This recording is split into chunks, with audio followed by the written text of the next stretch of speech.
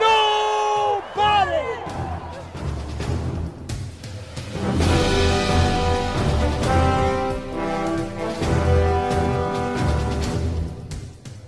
Want to focus on the things that have made us good all year long, an intensity that they can't match. And the other thing is the ultimate disrespect is when somebody takes what's yours.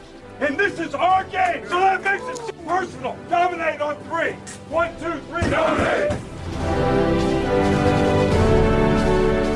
I need 60 minutes. 60 minutes of me! You got it. 60 minutes! No business, no mercy!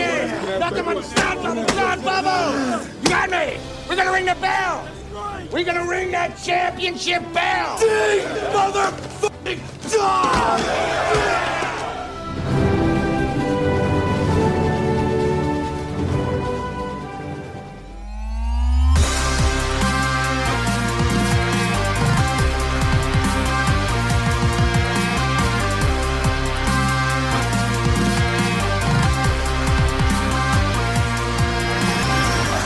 Ball is on Mitch Jeter's leg. Good snap, good hold, kick on its way, and the kick is good! Yes! Mitch Jeter, with 7 seconds left, gives the Irish a lead, 27-24. Notre Dame is on the precipice. Notre Dame has won the Orange Bowl. 3rd and 16, Mahomes rolling out. Looking, firing, intercepted, picked up by Cooper DeJean, gets a block, DeJean is in, touchdown! The Philadelphia Eagles have won Super Bowl 59. They have beaten the Kansas City Chiefs.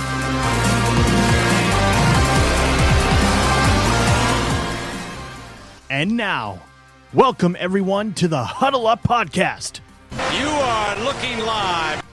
Hello, everyone. Huddle Up Podcast. We are back. It is week 2, and we are fully operational, at least from a football standpoint. We still have some of our normal faces that we will not see, but we will get to that here in a second. Make sure you're following along with us tonight and all season long at Huddle Up Podcast on YouTube, Facebook, Blue Sky, TikTok, and Twitter. You can get us on Instagram at Huddle Up Podcast Inc. We broadcast on Twitch at Huddle Up Inc., so make sure you follow and subscribe there.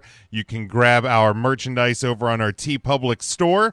We have the refreshed version of the logo, as well as some classic offerings, so go ahead and hop over there and grab some stuff, usually some deals going on as well, so we'd certainly appreciate the support on that front.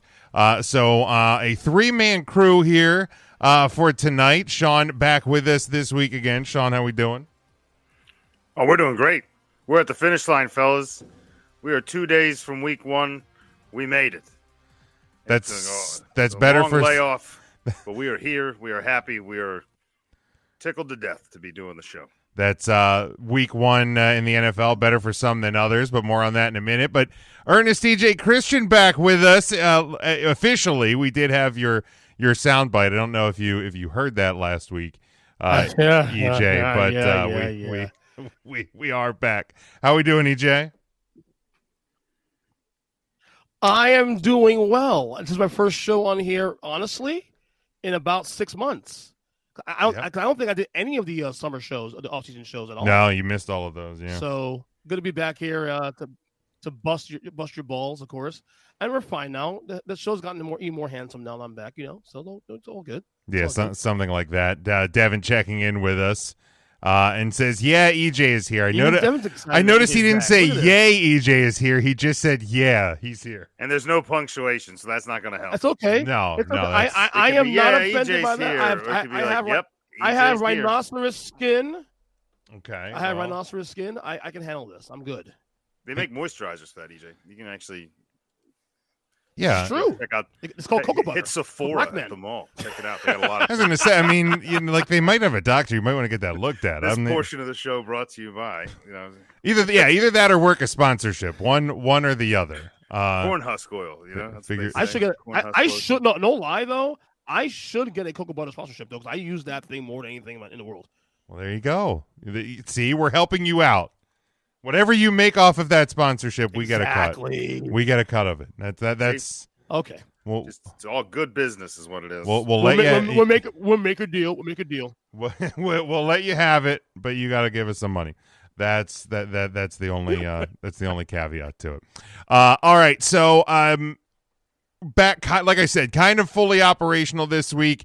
We'll be back to some of our normal segments from years past next week. Instead of the a couple years ago we did the good, the bad, and the ugly. Last year we did what did we learn? This year we're going to alter it a little bit. We're going to go best of the week, so it's going to be real simple. What was the best thing you saw? We'll get to that next week just because, not a ton to go over in college football this week, especially game-wise. But we have obviously plenty to go over from the NFL as we are previewing the upcoming season. Now we'll give a little preview because he's not going to get probably many opportunities to do this. So EJ, go ahead. What was your best of the college football weekend?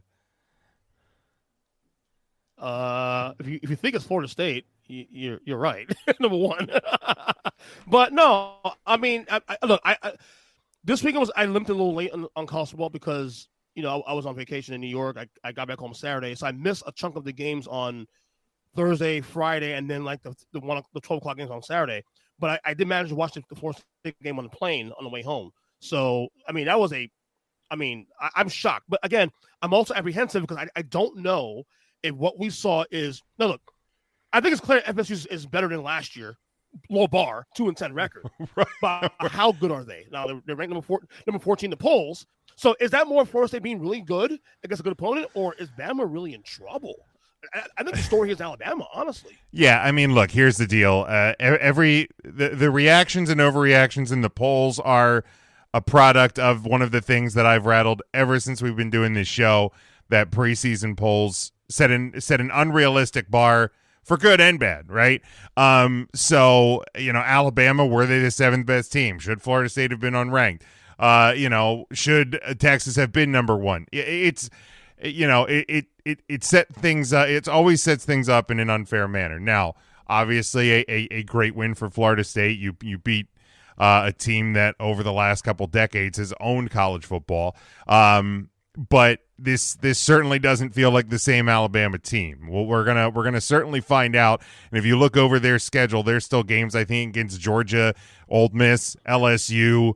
There's a lot of heavy hitters left on that Alabama schedule. So based on what I saw week 1, Kalen DeBoer is probably going to be Kalen DeGone by the time we get to the end of this season. But maybe this is a sign that Florida State is actually that good. I don't know. But it was certainly attention grabbing for multiple reasons, that game. Right. Here's the thing though, and I know Bama fans are gonna be up in their arms about like, oh, fire the guy, and they go like 5-7 and some this year. Here's the problem: if they fire the guy, they owe him $70 million. That doesn't matter to schools like unless that. Unless you find $70 million out of your kitty. You don't think Alabama has $70 million to make it worth it? Happen. Like, I mean, yeah. Let's find out, aren't we? Yeah, I mean, when Charlie Weiss got fired from Notre Dame, reportedly his buyout, I mean, at the time, it doesn't sound like as much now, but it was $19 million when Notre Dame fired Charlie Weiss, which at the time was an insane amount of money for a college football coach. And that was near 20 years ago, I believe, right? Yeah, that was. Then he went to Kansas, got fired there. Yeah, he got a couple of buyouts. And they owed him in the tens of millions of dollars. Yeah, he made a lot. He just didn't do anything. You see the pattern? Yeah, it was a decade. He was getting paid more than any coach in NCAA. He wasn't doing anything until Brian Kelly's big extension at Notre Dame. Charlie Weiss was making more per year to not be the coach than Brian Kelly was to be the coach at Notre Dame. Yep. So, look, if that has to kill your ego. Imagine people. Imagine being that guy where you have to like, okay, well, we're going to pay you not to be here. It's insane. Yeah, I mean that's why you get guarantees in the contract, though. EJ, you're a Mets fan. You know all about guarantees and contracts. That's right. All right. Oh boy. Let's. I know that all too well, brother. That's right. That is right. All right. Let's dive in though. We have 4 games in the college football slate this upcoming weekend that we are going to pick from. Again, not the strongest slate. We will save the biggest for last, and we'll get to that here in a second. But we will start Saturday, 3:30 Eastern time on Fox. And if you need to know what the college football slate looks like this weekend, this is a 3:30 game on one of the big 4 networks in college football. It is Conference USA's Delaware bringing their 1-0 record to Boulder against the 0-1 Colorado Buffalo, who are a 23.5-point home favorite. Your over-under on this one is 50.5. EJ, we'll go to you first. Sexy game, isn't it? Something like that. Look, there's no doubt Colorado wins it. Yeah, there's no doubt Colorado wins this game, but that's a lot of points. Even for I know Colorado, was in that game. I think it lost to Georgia Tech, but that's a lot of points, man. Give me Delaware in the points. Colorado wins, but give me Delaware in the points, and I'll take it under. All right, Sean. Yeah, I mean, you have a tale of two teams here. Obviously, Colorado, not representing Conference USA, going to be a big favorite here. But, I mean, the big story for me is Colorado's offensive struggles in week 1. It looked kind of scattered, looked out of sync. Can they tune that up in a week? Sure. I feel like the matchup with Delaware kind of is the tune-up. And I think it's going to take a little bit to get it going. But defensively, they gave up a ton of rushing yards, too. So Delaware has a quarterback that can move. He rushed for just over 50 yards, I think, in week 1. So I like him to attack the defense. And because of that, I think it's going to limit some of Colorado's scoring ability, and it's going to keep their offense off the field. So I'm going to go with EJ. I hate saying it, but I'm going to go with EJ. I think Delaware covers that 23.5. I get it. That's I hate. Listen. Oh, you're replaying. Listen, I hate Agrigo. Okay. I hate. Yeah. I know. My double speak. I hate agree with me too. I get it. I totally get it, brother. But not only am I going to agree with you on the cover, I'm also going to agree with you on the under because Delaware is going to try to attack the run, and because I think Colorado's why? I think they have a hard time hitting 50.5. Exactly. Why put 2 toes in? You put all 5 in. You know what I'm saying? There you go. Good job. Up to toes. Okay. Don't. Feet, whatever. Don't. Just... well, I said feet because Big Jim loves feet. Oh God, you're monsters, just like the 3-count guys. All right, yeah, no, this one. I'd like to put one of my feet right now. Colorado's going to get a bounce back win, as sad as that might have to be, but that's where we are at this point of the year. But yeah, I'm kind of with you guys. I think Delaware is going to try to do as much as they can to keep a high-powered or high-energy offense off the field. So I'm definitely going to go the under. The 23.5 feels like a lot of points for a team that did not look exactly the same as they did a year ago. So yeah, I'm going to take Delaware to cover, and I will take the under as well. Devin has Maryland and Delaware, so just covering 2/3 of the Delmarva there. All right, next one, Saturday, 4 o'clock Eastern time on ESPNU. And I had to double check this to make sure it was an actual road game for the West Virginia Mountaineers. They take a 1-0 record and a 3-point road favorite to Ohio. No, not the Buckeyes, the Bobcats, who are 0-1. Your over-under on this one is 59.5, EJ. Wow. I tell you, Constable, they really exhausted all the good games in week 1 because, like, what the hell are we doing here, man? Seriously. All right, that being said, take a West Virginia to win this one, and they'll cover, and I'll take also an under. That's a lot of points there. Wow. So that is a lot of points. Sean? I think both teams showed me they can move the ball from what I saw from week 1. This should be kind of a West Virginia show, but I think Ohio just trails along behind, just can't quite close the gap. So I'm going to take West Virginia to cover 3. I think they're going to win by about a touchdown, and I think it's just enough back and forth. We're going to hit just over somewhere around that 61 mark. So I wouldn't bet it, but I'm going to predict it. So in this house, we do not like Rich Rodriguez. We're not a Rich Rod house. I don't think they like him in Rich Rodriguez. Well, probably not, but especially not in this house for what he did to the University of Michigan. So I'm going upset. The Ohio Bobcats shock the world. Okay, probably not that shocking, but they beat the West Virginia Mountaineers. I will take a slight over in this one. Slight. All right, next one, Saturday, 7 o'clock Eastern time on ESPN Plus. Now, I will be 100% honest. I wanted to fit Mikey's Coastal Carolina Chanticleers into this game, but they're playing a FCS school, so there's no betting odds on the game. So, Mike, I tried. Go Chance. But we have to go. We settled with this one. The 1-0 Houston is a 12.5-point road favorite at 1-0 Rice. You're over or under on this game, 38.5. EJ. It's weird seeing a Houston team that is known historically for their offenses, be in a game where the over under is 3.5. That being said, I'm going to take the Houston to cover 29 points and get the over as well too. All right, very good, Sean. Yeah, this one just baffles me because I don't understand how two 1-0 teams meet. One is favored by almost 13 points, but the over-under is 38. Like, I'm trying to figure out. They just think Rice can't score. Yes, yeah. Yeah, I don't know. I think I want to, just on those two numbers, I want to touch this game with my money. But since we have to touch it with our brains, or at least just guess blindly, which I could be doing, you'd have no idea. I'm going to go ahead and take Houston. I'm going to take Houston to cover the 12.5. I think they want you to think they can't, but I don't know. Houston, fresh off a trouncing of the Stephen F. Austin Lumberjacks. Let's go ahead. I don't even know who they played last week, but they were called the Lumberjacks. But anyway, give me them to beat Rice, and I'll take the over. 38.5. I can't take the under on that. I don't care who's playing. Who the hell is this? Yeah, Houston. I'm going to take them to cover as well.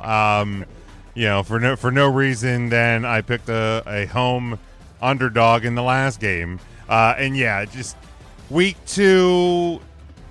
Oh yeah, more times than not now you're going to start settling in even in week 2. So 38.5 feels like a very small number. So I will go the over in that one. Devin did have West Virginia in the last game. And then the big one, the only big one really of the entire week. Don't get me wrong, there's top 25 teams playing, but everything that's out there should be pretty much easy, covers, dominating wins across the board. But this one going to be a good one in Norman. It is Saturday night, 7:30 Eastern time on ABC. It is the number 15 Michigan Wolverines. They are 1-0 after a win at home, taking on a team that also won at home last week, the number 18 Oklahoma Sooners. They are a 1.5-point home favorite. 46.5 is your over-under on this one. EJ. I mean, obviously, game of the week. Also, the hardest game to pick of the week as well, too, because both teams have a case to win this game.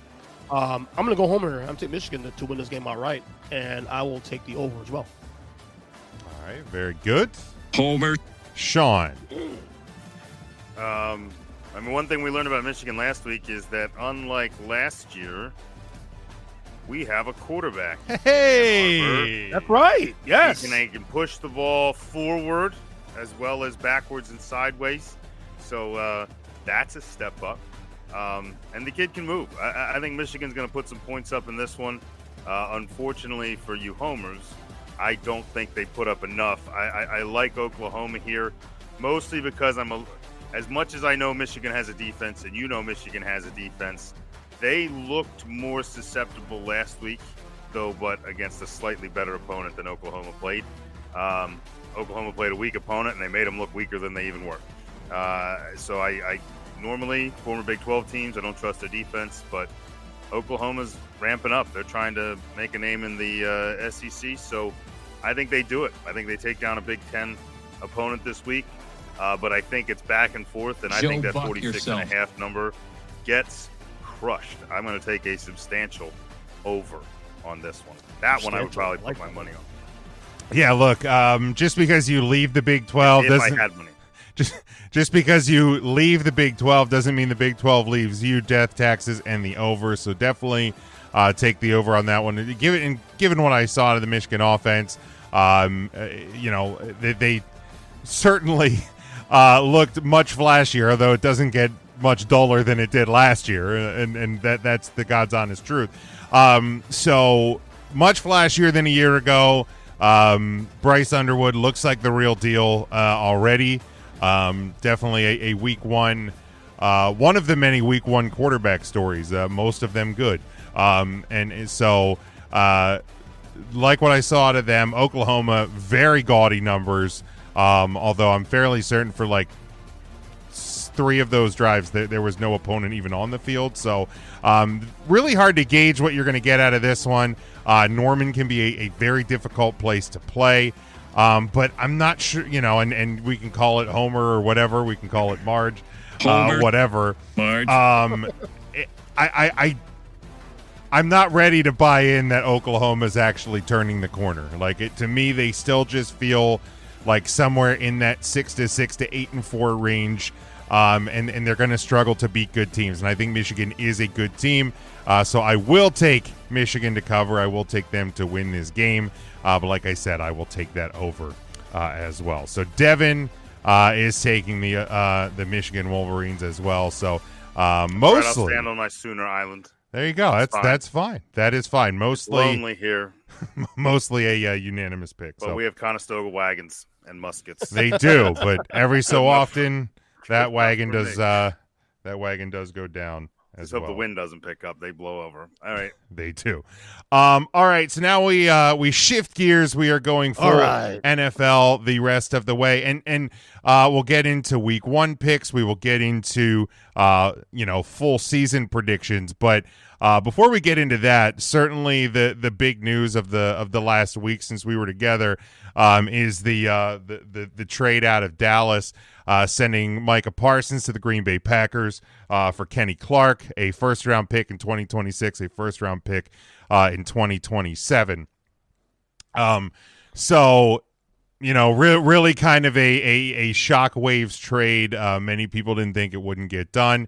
But as I've been telling friends of mine, I had just finished up the Cowboys docuseries on Netflix, and just the way that this relationship publicly was getting between Jerry Jones and Micah Parsons / his agent, there really was kind of a point where I'm like, I've seen this before. Somebody was tuning up the Muppets. We're doing a sequel, because there just came a point where I was like, We've passed the point of no return, and Jerry Jones has felt disrespected. Micah Parsons, I don't know where he's going to go, but he's not going to be a Dallas Cowboy anymore. Lands with the team that has delivered some just heart-wrenching blows to the Cowboys team, especially over the last decade or so. That's to me the biggest bummer. But already we're seeing back issues. Epidural might be needed to play on Sunday. The juice is the juice going to be worth the squeeze. But Sean, I'll go to you first for this one. Your reaction to the Micah Parsons trade? Well, I mean, obviously the injury is concerning. And if you're Green Bay and you just gave up a lot to have this guy, I mean, you gave it up to have him now, but you didn't necessarily pick him up to win games in early September. So, to me, if it's requiring shots and it's requiring meds and it's not looking good, why rush him in? I mean, you've had him for a week. Let's do that. As far as the actual situation in Dallas, as an Eagles fan, I can just reiterate, God bless Jerry Jones for consistently it's been bad for a long time. It's getting worse. You almost lost CD in the last few, and I still feel terrible for him. In the last few years, one player I feel arguably the worst for is probably CD Lamb, who almost made it out. And then finally was like, all right, that's a lot of money. And then they're like, oh, by the way, now your quarterback's hurt, and we're going to start dealing off other players, and we're not going to be any good. So it just hasn't been a great run for him. But as far as Micah, how you let this get to this point. And I understand Jerry may have felt disrespected. I feel like Jerry would feel disrespected if you like shook his hand wrong. Like he's an angry old oil tycoon who is going to get offended when you're not also an angry old rich oil tycoon. So you're dealing with modern personalities. He's not a modern personality. He doesn't obviously understand the modern personality, and I don't think he understands the modern game. And fortunately for him, he has great scouting in Dallas because they find play, like he consistently screws it up.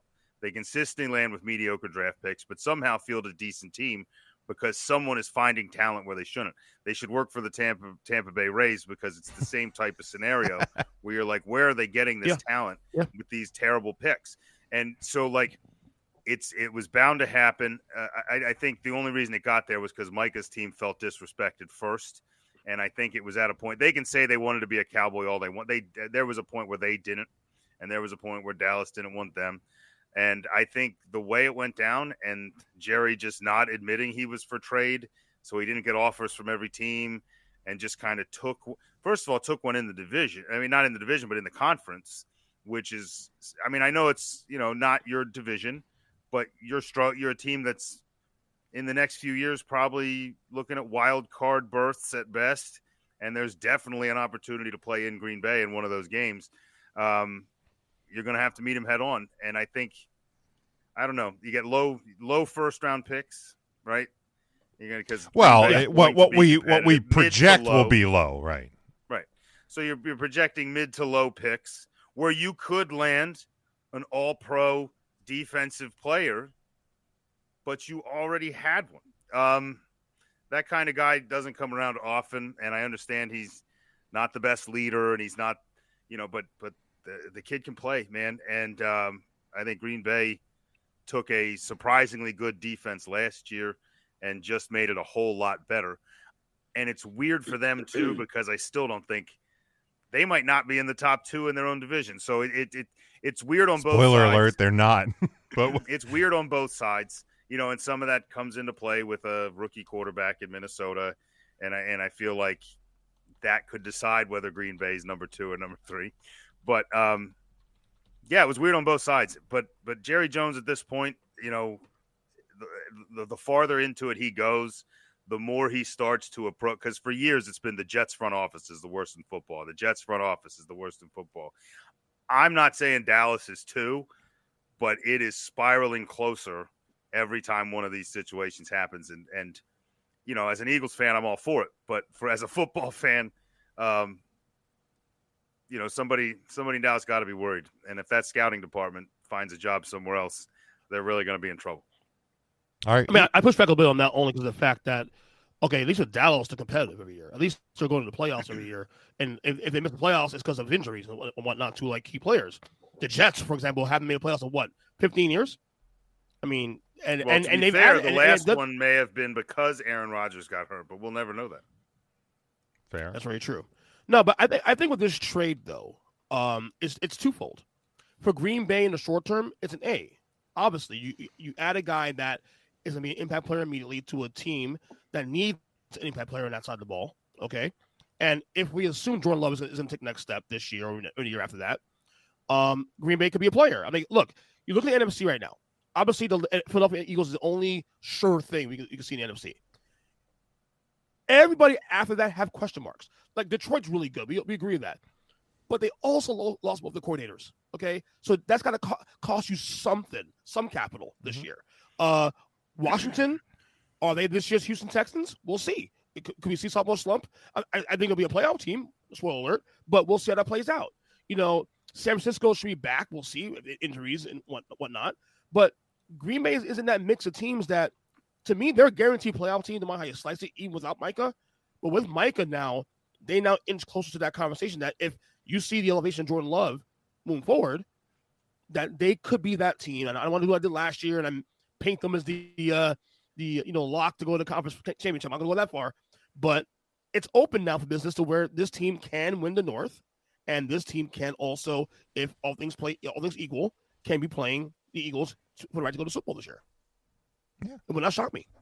As for Dallas, though, we're not going to know know if this is a win for Dallas for another couple of years. Because those draft picks don't get activated until next year and then the year after that. Mm-hmm. So we won't know for a couple of years if this is the mini version of the Herschel Walker trade. You know what I'm saying? But I think the intel that Dallas had, and I know we like to shut on Jerry Jones a lot, but I will say this: there's a lot of Luka Mavericks things here that kind of are very similar. Like the Mavs got rid of Luka because of we don't want to invest $300 million in you because you don't take care of your body, and as you get older, you have to train you. That investment at some point. With Micah, it is right. with Micah, it's this not as bad. But as Sean alluded to a while ago, there's the back issue now and all this stuff, and there's also the maturity stuff, the podcast, all that stuff.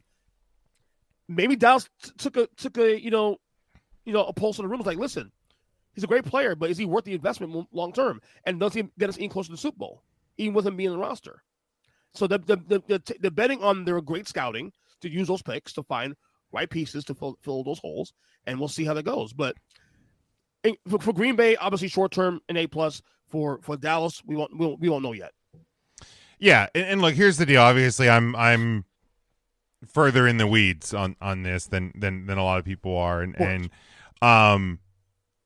yeah, like, you know, when you look at the Cowboys team of the 90s and where they started and where they went, it started with a core, and it started with a family, and even like, and I get it's a Netflix documentary, but everybody that's on that documentary talking about what that team was, it was a tight group, it was a family, it was this, it was that.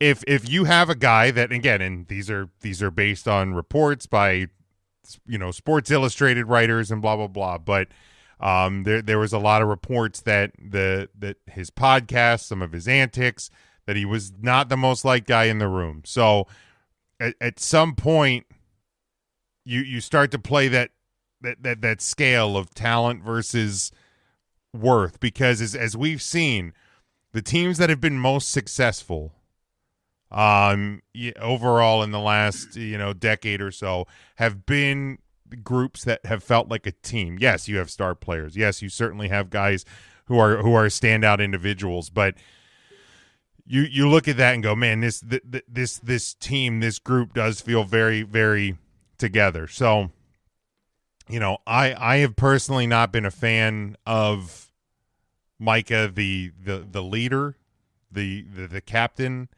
You know, you have a guy who walked off the sideline 5 minutes early during a loss last year. You have a guy who, look, I don't care, you know, now it's back gate, right? Like, is his back really hurt or is it not? But the Saturday before the trade, he's sleeping on a training table during the third preseason game. Like, I get it. You're in this holdout. You have a back injury, maybe not. But you have guys that, theoretically speaking, if you want to be a Cowboy, because now these are his words, if he wants to be a Cowboy, he wants to remain a Cowboy, these are guys that are going to be your teammates, my dude. And they're out here fighting for roster spots, and you're sleeping on a training table? Like, it's not good. It's not good looks. It was a clown show on both sides. It was two egotistical individuals who were fighting with each other. There hit a point where it was never gonna get put back together. So yeah, for the Packers, short term, especially if he can be healthy, they have a great player. That defense got better. But again, we're already talking about is he going to suit up this week? How, you know, look at the last couple of seasons. You get late in the year, Mike is beat up. He plays a lot. Physical sport, physical position. He's beat up. And you look at his performance in the playoff games the last couple of years.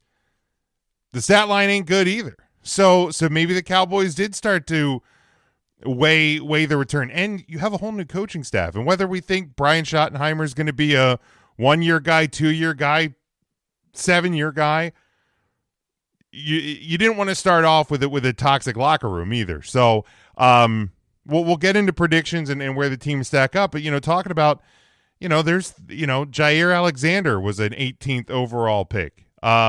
Leighton Vander Esch, I mean, obviously for the Cowboys ended up, having injury issues that sidelined him later in his career. He was in, when you start talking about those picks in that era, Jabril Peppers was a pick at 22.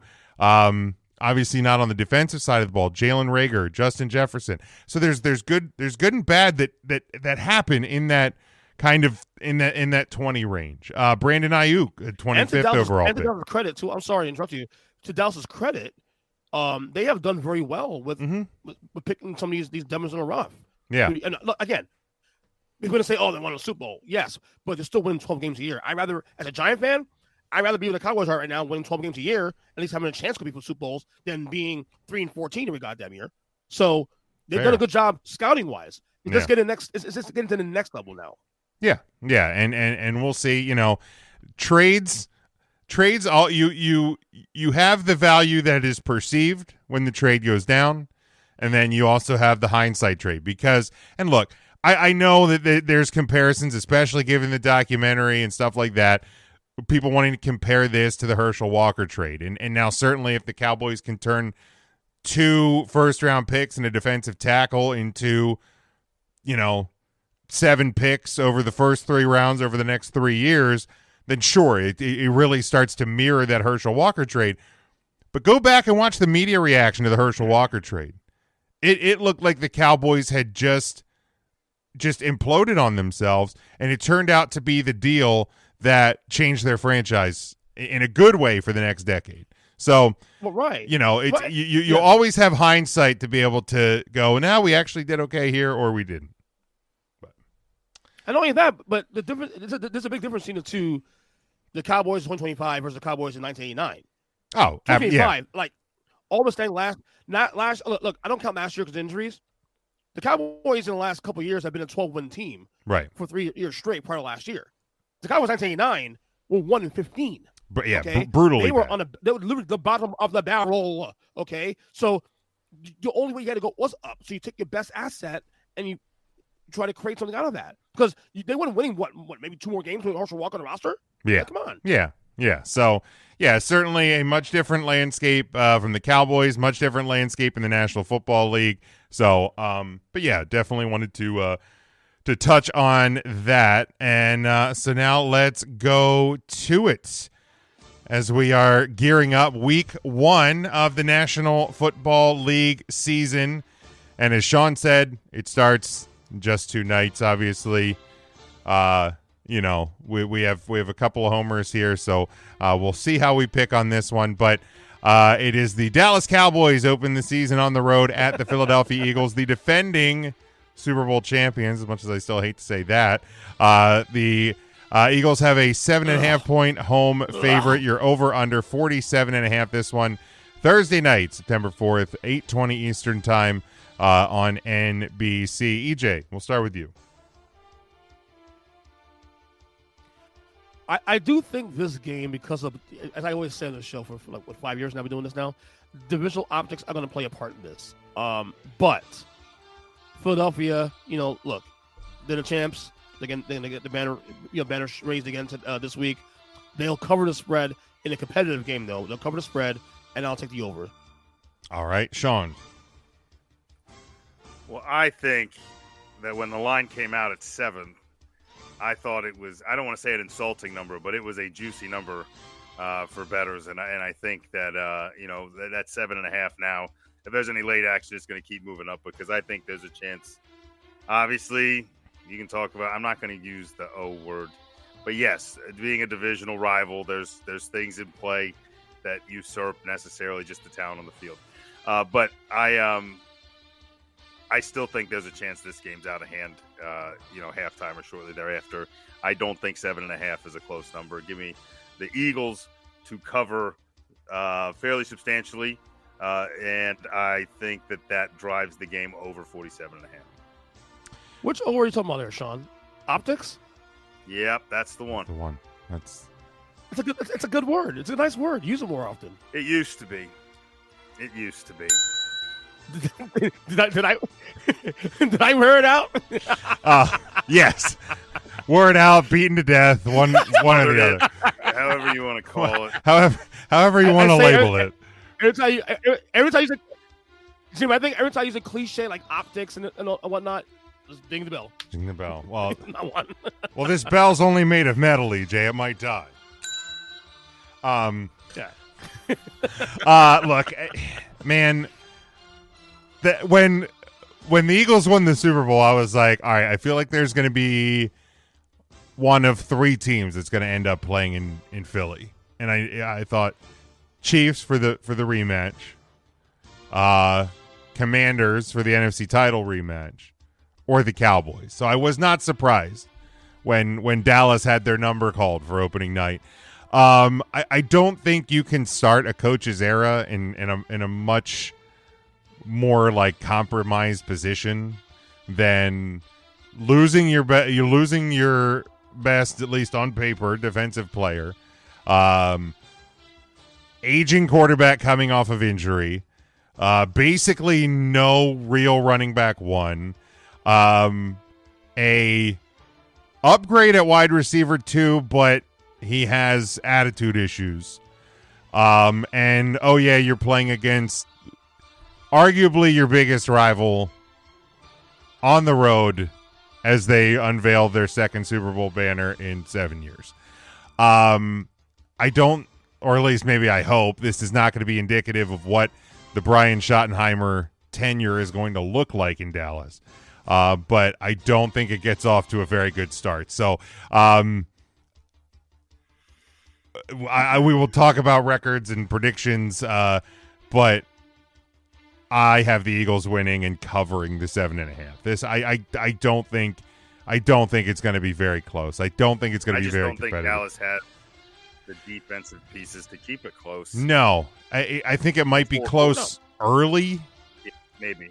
In Dallas's offense can certainly play. I mean, they have a great offense, but I think the only hope Dallas would have to have this covered would be some like Philly mistakes early or a forced turn. Like if you can get like a pick six or a kick return or something where you get like a quick six and maybe take an early lead where Philly has to like fight back and like take a. I still think you would end up losing the game, but you might be able to cover if that happened. That's the only thing I can see. Yeah, and for Philly, you know, I saw today that the team is staying in the locker room during the celebrations. They're not going to watch the banner. Yeah, like they're not worried about any of this. They're going to go through their game day routine, and to me, they already won it. They celebrated it already. Yeah, like to me, that's worse news for the Dallas Cowboys because sometimes you can get off of your routine and off of your rhythm just by being caught up in it. You know? Yeah, that smells like Jalen Hurts. That's a Jalen Hurts thing. I almost guarantee you I can guarantee you if the team was out there, Jalen Hurts probably wouldn't have been. Yeah. Well, I think it was a Sirianni call too. I think. Yeah, Sirianni's the one that said we're not going out. Yeah, sure. So yeah, I mean, I'm sure he consulted with leadership within the team, but the team captain, the Gold C. But yeah, it's I have the Cowboys, and maybe it's just in light of everything.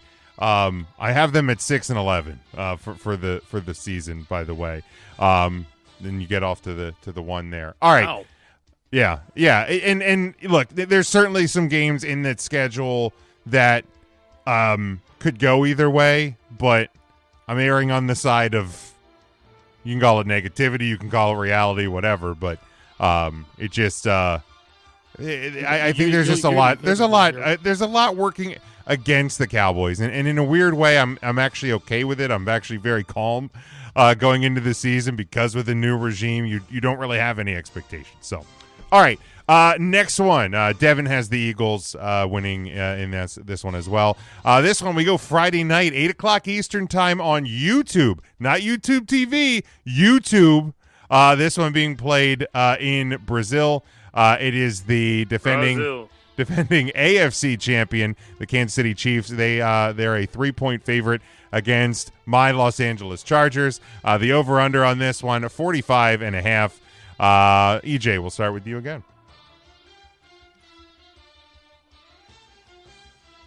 Yeah, I know the Chargers are missing a strong left tackle for the year, and that's a big injury. But I just have a sneak suspicion about this game. The Chargers will always get the Chiefs issues every year, no matter what. I just think fresh week 1, give me the Chargers to win this game outright and give me the over. All right, Sean. Yeah, I mean, there's a lot of things every time we pick the Chiefs-Chargers, especially since Harbaugh's been there's been a lot of reasons to like the Chargers in these matchups, but for some reason, they can't win all of them. I do see a chance that these are split, and normally I would say that I would lean on the home team here, but I'm going to go the opposite. I feel like there's just enough different. There's some new young faces in the Chargers locker room. I feel like normally the loss of Rashee Rice for 6 games would be a thing, but I know Andy Reid already planned on that, and I'm pretty sure I think it kind of puts Andy Reid in a similar boat he was in for years in Philadelphia, where he's got the luxury of you not being sure who the number 1 wide receiver is, and you're pretty sure it's Kelsey, and you would be right. But beyond that, I don't think you know who's featured. You don't know if it's Worthy. You don't know if it's Hollywood Brown, who looks healthy. There's a lot of guys on that offense that could sneakily help win a game, as well as a racist, sexist kicker who can kick it a mile. I'm going to go ahead and say here early in the season, I'm going to trust my man Andy Reid to win a close game, and take the early thing. But I think as we approach the rematch, when we approach that rematch later in the year, I could lean Chargers as they get Hampton going, and we see the health of Najee and how that backfield shakes out, and we see how some of the new younger wide receivers kind of step in behind McConkey and where Keenan Allen. I think there's just a lot of pieces that have moved, and Allen obviously has come back, and I feel like the wide receiver room just kind of it confuses me a little. So give me Andy, give me to cover the 3 points. However, I think the defenses are better once again than everybody gives credit for in these two teams, and I'm going to take the under.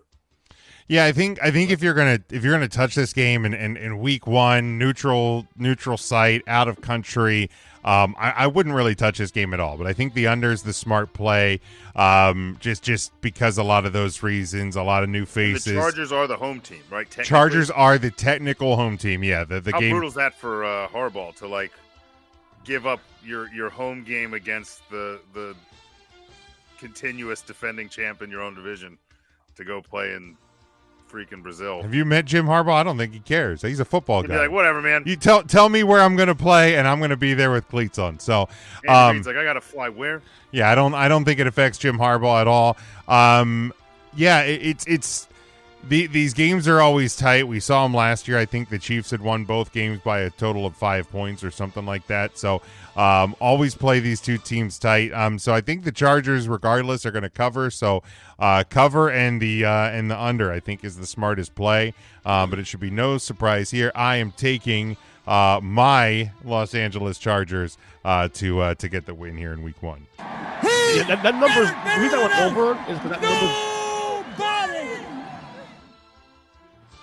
I took the over only because that number's low enough. Because I do think it's a defensive game, but they put that number because normally these Chiefs Chargers games are like high 40s, low 50s. Yeah, I think it's just a product of no Rashee Rice. Travis Kelce had a down year last year, and then you look on the Chargers side of the ball, rookie running back, new running back, some different looks on receiver. I mean, I know you get Keenan Allen back, but he's still kind of, an aged wide receiver. So I think it's just there's a lot of different pieces at play that and then you account for different stadium, different playing surface. It's different night of the week. Yeah, it's like a whole different thing. But EJ, nobody was attacking your decision there to go over. We were just pointing out why the opposite. No. We were just pointing out why the opposite decision was the correct one. That's all we were doing. Looks like Devin forgot somebody's name. Devin didn't even pick the game. He's just calling out one of us. Hey, Chief. Yeah, I'm not sure which one of us is Chief. Well, I would be Chief. I'm going to assume EJ because he's the most forgettable, I think. Well, that's true, but I'm Chief because I'm in charge. Because you're in charge, so it'd be that Chief. So I think I might be. Right. But I picked. But I am the Chief. I'm the Chief. But I am also the alleged Chiefs fan on his panel. So. Well, that's true too. Just don't be Chiefs. Yeah, just don't. None of us be Chiefs. None of us be Chiefs. Could be offensive. I'm not sure. All right. Next one, we go to a team that we were just talking about a couple minutes ago. We go to Green Bay. Sunday, 4:25 Eastern Time on CBS. It is the defending division champions in the North, the Detroit Lions. They travel to Green Bay to take on the Packers, who are a 2.5-point home favorite. Your over-under on this one is 47.5. EJ. This is the game I'm actually probably looking forward to most. I know that the last game we're going to cover is obviously the biggest one of the weekend because of, but this game to me, especially after the Micah trade, because I want to see, number one, obviously with Green Bay now, we'll see where they're at. Micah plays this game this week, we'll see. But I'm really curious, of all the teams in the NFC, probably Detroit is the one team I want to see, okay, is there a step back because of losing, Aaron Glenn and Ben Johnson, to other jobs? Because again, my thought process is that has to cost you something, right? Now, does it cost you maybe 2 less wins this year? Maybe, I don't know. But with Green Bay improving with Micah, and hopefully Green Bay may be better in general, that makes that divisional race more intriguing. In this game, I'm not going to say it's must win, obviously, but man, this is a huge game because, but this is a huge game, and I think the race number 2 in the NFC now. With Micah now at Green Bay, if you assume that he's going to be the guy there and the Packers, surge and whatnot, these are 2 teams battling for that spot. Not just for the NFC, not for the North, but also for battling, competing with the Eagles. So this game is huge. I'm going to take Green Bay on this one to win outright. They'll cover as well. But I'll take the under in this game, actually. That number is I don't know, man. That's a great number, week 1 number, man. But I'm going to take the under just because of Detroit's losing the coordinators, and then maybe Micah does make a difference. We'll see. I'll take the under this one. Yeah, very good. Sean? Well, EJ, sweeter words have never been spoken. I will say this. Throw up Devin's thing that he made sure we weren't going to make fun of. He actually typed the Detroit Lions. Yeah, he locked it in. The Detroit Lions. Jim's Devin, you ain't lying because I like the Lions in this one. I know the loss of the coordinators typically is a spill, but when you lose an offensive coordinator, you lose your defensive coordinator, you still have Dan the Man Campbell there. And you have a lot of leaders on that defense that have been aching to be healthy for a long time. They had to watch the team suffer without them. And you have Hutchinson and you have other guys up front that all just kind of kept falling. And you have a healthy defensive backfield, which is the reason I kept picking against them at the end of the year last year. And I think the health of the Detroit Lions, and on the offensive side, I think one of the more underrated quarterback minds in football in Jared Goff is fully capable of absorbing a new playbook and of using it to his advantage. And my guess is there's very few guys in the NFL that have worked harder in the offseason to learn than Jared Goff. I thought he was very well represented on the Netflix documentary. It kind of really showed how much work he's actually putting in.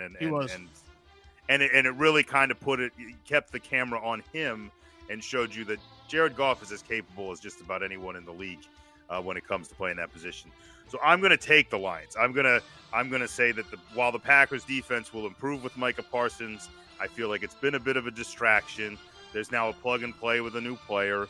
And I still, for a team that had a team full of wide receiver 2s, to go out and use a first pick on another wide receiver 2 is just... Do I think he has a chance to be the best of the wide receiver 2s? Yes, but all he really did was replace a broken Christian Watson. Yeah, he's just Christian Watson's replacement because that man is made of glass and will never play a full season. You had it already, already hurt, not going to play. So you kind of plug Golden in there, but yeah, I just trust Dan Campbell and the Lions as a product better. And I think that they're going to come out and just steamroll past that 2.5 mark. I do think the Packers will score points, and I do think that 47.5 number is a little low for this one. Give me the over and the Lions to go exact opposite of EJ. Yeah, I think the number. Yeah. I think the number is really good. I think with these two high-powered offenses, the over, even if it's slight, is going to be the play. But here's the thing, and you can call me a hater, you can call me a disgruntled ex, whatever. But I don't think Micah even plays this week. I think the injuries. I think the injury is going to be too much to overcome. And being new, yeah. I mean, this deal only got done late last week, so you have a little over 7 days to get up to speed. Today was the first time that he practiced with the team. Didn't spend a ton of time out there and had to go get a treatment. So I think it's the right play if you're Green Bay. Long term, certainly. I mean, it's one game of 17. Yeah, and even if it's 2 or 3 till he's healthy, just make sure he's healthy. That would be my advice to Green Bay. But hopefully they watch the pod. Well, no, hopefully he plays, and it's a bad choice for them. Sean But anyway, sit him. No, I like the Lions. I still think, and when we were talking about the trade, to me the Lions are still the Lions are the best team in this division until somebody proves to me they're not. So give me the Lions on the road to go into Green Bay and get started with the win. And like I said, I will take the over there as well. And last one for the week 1 picks, we have Sunday night, 8:20 Eastern time on NBC. It's a game that we're getting familiar with year after year after year after year. It is the Baltimore Ravens traveling to the Buffalo Bills. Final season up there in was that Highmark Stadium or New Era Stadium or whatever the hell it's called anymore. But final year at the old stadium. Yeah, formerly Ralph Wilson. Final season at the old stadium. The Bills are a 1.5 point home favorite. Your over/under on this one is 50.5. EJ.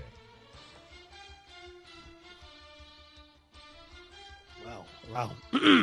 Rematch of probably the best game of the playoffs last year. This was a classic, obviously. Obviously, this is going to be a measuring stick game, of course. Baltimore this year feels like a do or die year for Baltimore. Like, this is a year, like, if they fail to at least get to the Super Bowl, that it's maybe some change to be made there at some point. But I do think Baltimore this week 1, will win this game in a competitive game. Give Baltimore outright to win this game, and give me the over on this one. All right, Sean. I feel like the old fence sitter up there every year. I feel like Buffalo is the fence sitter special because all year it's Josh Allen and the Bills defense, and it's Lamar Jackson that, and then when they have to play each other, EJ just doesn't know what to do with himself, and he's just. I'm pretty sure the last 3 or 4 times they played, you eventually default to Lamar Jackson. You take the skill player, you take the flashy player, and unfortunately, once again, I'm going to agree this time. With EJ, probably on both respects. I think Ravens-Bills is going to be a lot of points, so I'm going to take the over.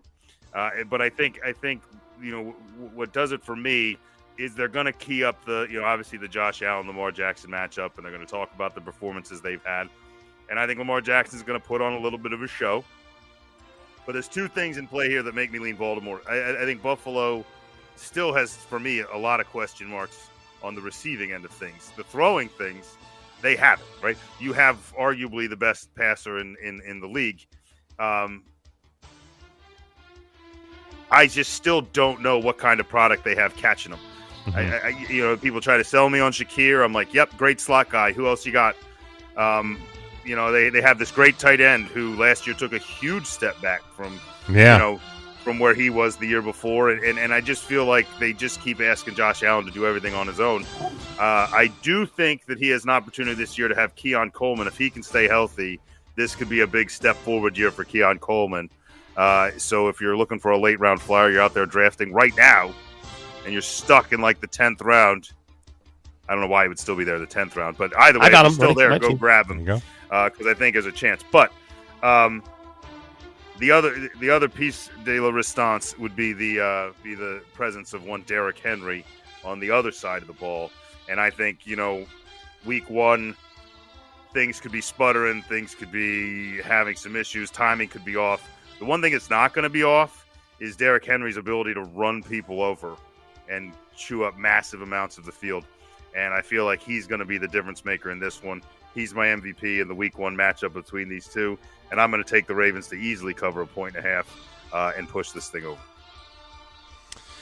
Yeah, you have two teams that, I mean, obviously are on premier teams in the NFL. I mean, the talent-wise, they've been there.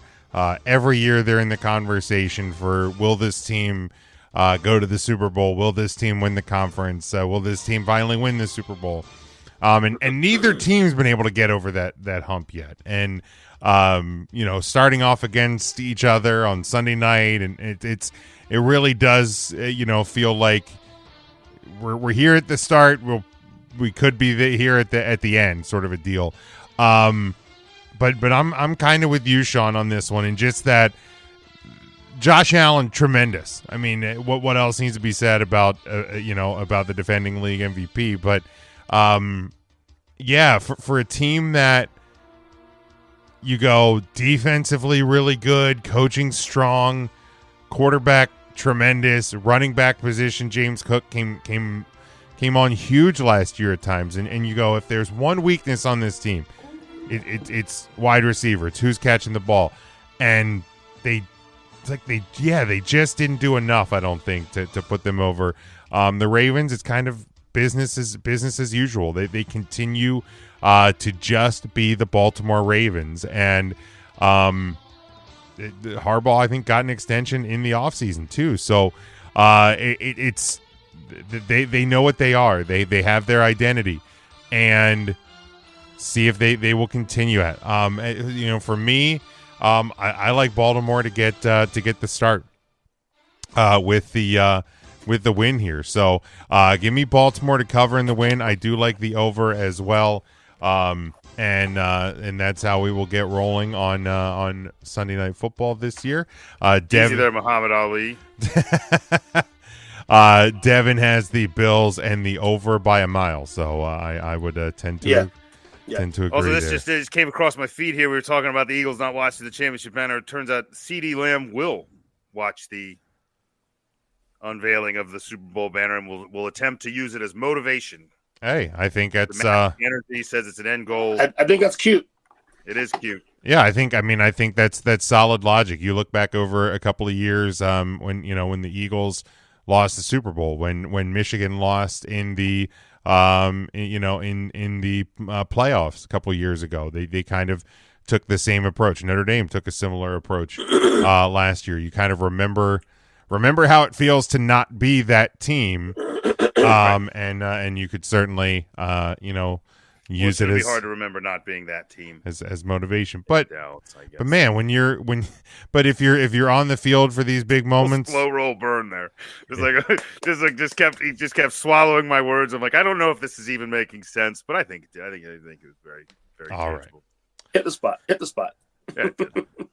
All right, so before we get into our full season predictions, instead of doing the over-unders like we've done the last couple of years, I want to do something a little bit different, and it's kind of a segment steal from the Dan Patrick Show, where they will do in or out. So it's basically, you look at the teams, and we do have. Hold on, we got the fourth man, Mikey B. What up? Mike, hey there. How's it going, Mike? Oh, on break from work, I figured I would check in, see where we're at. You look clean. Thank you. Appreciate it. Look nice. Where are we at? What we talking about? We're kicking it off here with the in or out. So basically, I'm going to present the 14 teams that made the NFL playoffs a year ago, and this one real easy, no discussion, no, we don't need a lot of extra. There'll be plenty of that in the full season predictions. But basically, are you in or are you out on this team getting back to the NFL playoffs this year? So we will start in the AFC since they didn't win it all last year, and we will start with the 7 seed from a year ago, the Denver Broncos. Oh, the Denver Broncos! So Mikey B, in or out? Denver Broncos make it back to the NFL playoffs. In. All right, Sean. This is my closest one. In. All right. EJ. Out. Ooh, okay. I am in. Number 6 seed, the Pittsburgh Steelers. Mikey B. Ayahuasca. Sorry, that's long for out. Out. Yeah. It's out. Okay. Out. Sean. Out. More on how far out later. EJ. In, actually. No. I am out on the Steelers. You would be ayahuasca. The good news for everyone betting against the Steelers is Devin and EJ both have them in. So there you go. There we go. And if they are out, Mike Tomlin also out. We should learn that later. The Los Angeles Chargers. Mikey B. Should win the division, but in. Ooh, okay. Sean. in. EJ. Easy in, actually. Yeah, easy in. The number 4 seed and defending AFC South champion, Houston Texans, Mike. Who gives a shit? I mean, Sean. I think it's going to be closer than people think, but in. All right, EJ. In. I mean, that's the default thing because the division sucks. So. Yeah, until another More team on that later, EJ. Until another team proves otherwise, the Texans are in. The number 3 seed defending North champion, Baltimore Ravens, Mike. Begrudgingly. All right, Sean. Easily in. EJ. Probably the easiest in the entire. Well, not the easiest one, but it's definitely in. Yeah, definitely in for the Ravens. The defending AFC East champion, the Buffalo Bills, Mike. The easiest in the AFC. Okay. The repeat Correct. AFC East. Yeah, multi-time. Buffalo Bills. In. Yeah, Buffalo's easy. The divisions I forgot. Yeah, easiest in because divisions are less likely to resist. Enough Josh Allen. How about Josh all in? There you go. Yeah. Wait, hold on. We have some breaking news. The Bills already in the already in the NFL playoffs. So yeah, no, this isn't Welcome easy. To the playoffs, everybody. This might be the easiest at easiest. this point. I mean, they clinched the division in like week 10. Yeah, something like year, that. Yeah, actually. Yeah, last year. Yeah, they clinched this year's division last year. Yeah. Yeah, this I think is the easiest in of the entire bunch. All right, and then lastly, your number 1 seed, your AFC West champion, reigning defending, the Kansas City Chiefs, Mike. Can't wait to watch them win another playoff spot. Sean. Yeah, closer than years past, but in pretty easily. All right, EJ. They're in, but a little more resistant than usual. Ooh, okay. Yeah, Chiefs do get back in as well. Now we move to the NFC. We have the number 7 seed, the Green Bay Packers, Mike. Probably in. Okay. Sean. This could change by the time we make our predictions. Temporarily, they are out. Okay. EJ. Oh, they're in. They're definitely in. Again, you can call me a hater, whatever. The Green Bay Packers, outs. The number 6 seed, the Washington Commanders, Mike. Easy like Sunday morning. There you go. Sean. Again, could change. Currently in. Okay. EJ. A slight regression, but they're still in. All right. Slight progression in. Ooh. The number 5 seed, the Minnesota Vikings, Mike. Small regression. J.J. McCarthy, not the bad quarterback that everybody thinks he is. In. All right. Sean. Aaron Jones and the Minnesota Vikings are in. All right. EJ. This is tough because if McCarthy does step up, I can see him in, but I'm going to go out for now. All right. Because I respect the former national champion, the University of Michigan, in. I know we all said in, but that's Homer. That is Homer. That's true. Marge. That is. A little bit. You added a love story. That makes it a Homer. Marge. Well, that's right. It's all about love. It's all about love. It is. Look at the Kansas City Chiefs. That's right. I love Andy Reid so much. All right, you're defending NFC West champions, the 4th seed, the Los Angeles Rams. Mike. If Stafford stays healthy. Okay, Sean. Repeat NFC West champions in. All right, EJ. They're in, but Stafford's back is definitely concerning, and San Fran's schedule is very, very easy. Your So, stance is but I'll go in though. Camera shot isn't concerning. Similar to why the Houston Texans get in, the Rams get in, regardless of if Stafford stays healthy or not. Really? Death, taxes, and Stetson Bennett. Damn right, man. He looked good in the. I know it's the preseason. He'll do anything McVay says. It's fine. But he looked good. All right. The defending NFC South champions, the 3 seed, the Tampa Bay Buccaneers, Mike. They have other teams in that division? Yeah, allegedly. They have one. The Fraud Cons? Allegedly. An all-star team of all of the other 3 teams in that division? Yeah. Yeah, okay. The fact that Mike Evans is plus 100 for going over 1,000 yards this year is diabolical. Jeez. Buccaneers by a bajillion. All right, Sean. 2 things. 1, the Rams also have Jimmy Garoppolo. And 2, I said what I said. Bucks are in substantially, yes. All right, EJ. This is probably the easiest in the entire NFL, actually. Ooh, And okay. last year I was the only Buccaneers, and I got made fun of for it. Well, we've learned. Everybody bought into the Kirk Cousins and the Falcons train.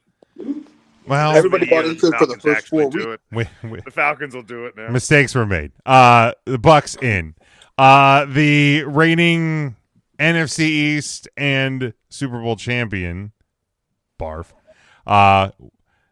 So not only in, but do they? Well, no, we'll get to those predictions. Eagles in or out, Mike. Ernest, this was the easiest in. All right, Sean. Just take the out, buddy. Just give yourself. Homer. Give yourself In. All They're right, already in. EJ, they are already in. Pass. So that's an I in. did Yeah. see Come on, of course they're in simulation of the season, AI simulated season where the Eagles and the Chiefs both don't make it. Yeah. And I was like, your program's broken. That's all right. Just grab onto whatever AI simulation you need. I'm grabbing I'm onto like, I don't know what AI did that, but they're a Terminator. I'm grabbing on to the AI that has the Cowboys winning the Super Bowl in 2034. So I'm the light at the end of the tunnel is there. Also a Terminator that will destroy when the Chiefs don't make the playoffs because Kelsey and Swifty have an argument and there's a disturbance in the force. All right. Yeah, Eagles in. Last one, you're defending North champions, the number 1 seed Detroit Lions. Mike. You can talk about how much they've lost on the defensive side of the football, but there's one thing in life that's certain. Death, taxes, and Man Campbell. Give me the Lions as a hard in. All right, Sean. Man Campbell makes his mark again in. All right, EJ. Oh, they're definitely getting in. Yeah, definitely getting in. Yeah, absolute in on my Detroit Lions. So that is where we go on the playoff teams. Sorry, Devin, I missed that. I think he had in on the last 3 as as he easily should have. All right, so now we go on to the full season. That we run down the full list. We will start in the NFC on this one. We will go to the AFC. We'll then do Super Bowl winner, league MVP, and what team will have the number 1 overall pick. So let's start with the NFC East. Let me just put it this way. Does anybody have anybody that isn't Philadelphia as your NFC East champion? All right. That one was pretty easy. Unfortunately. That was easy. Yeah, I think we even have the easy button. That was easy. All right, NFC North. EJ, we'll start with you. Who's your NFC North champ? I have Detroit, but I think I've also done this before. Before the Micah trade. So, but I have Detroit. But Here's the fence. Nip and tuck with Detroit, though. All right, but you have Detroit. Okay. Sean, you're NFC North champion. Well, then you better hope you're wrong on that Lions-Packers Week 1 matchup you just predicted. No, give me the Detroit Lions. I think that you can talk all you want about J.J. McCarthy being better than – I mean, he's probably better than people think he's going to be. That's fine. You can tell me all this great about Jordan Love and making the next step. His next step isn't large enough to catch up to Jared Goff. Give me the Detroit Lions and Man Campbell to win the NFC North. All right, Mikey B.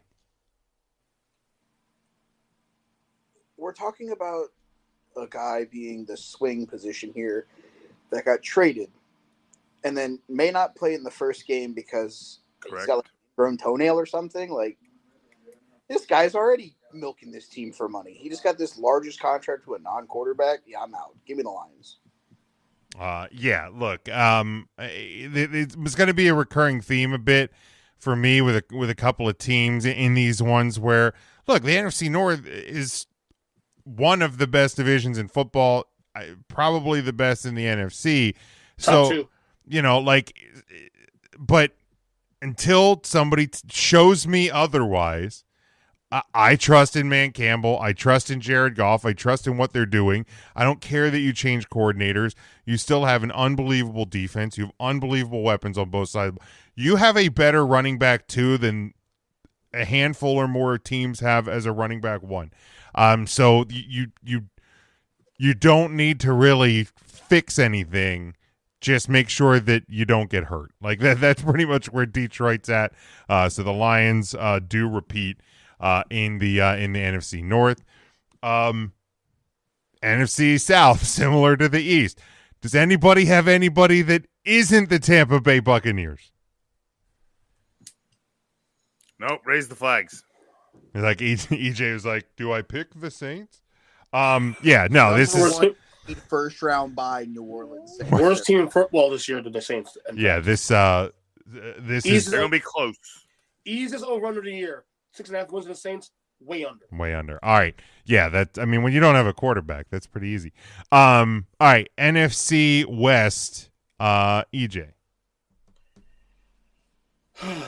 I have the Rams. Okay.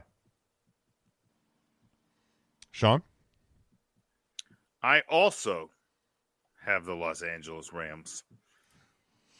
In Mikey McVay, B? I trust. There you go. Mikey B?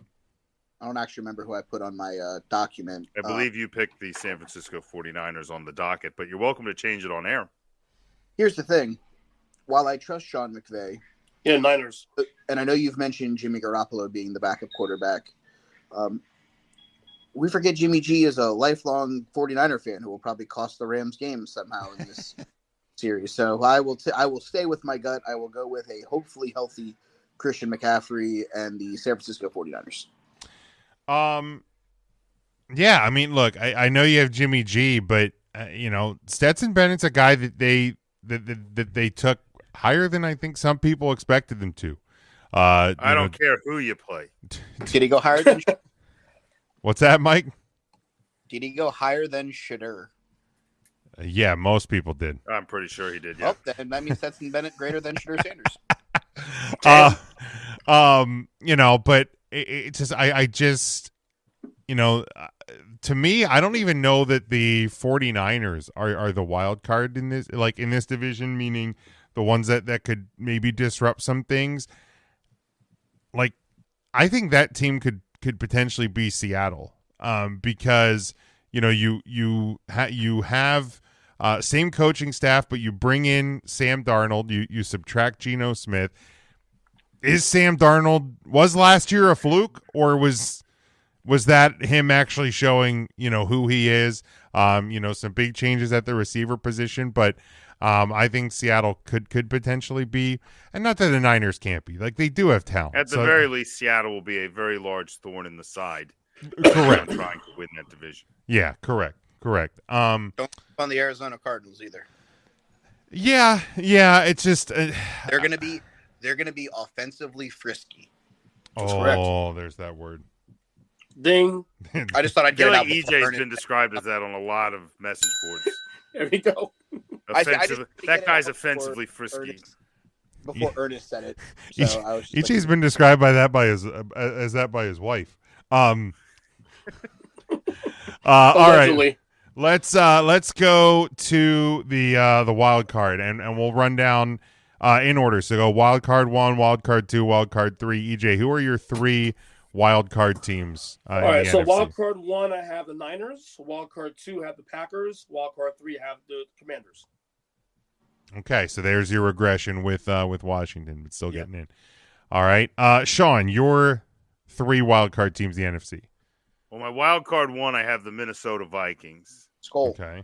My wild card 2, I have the San Francisco 49ers. Okay.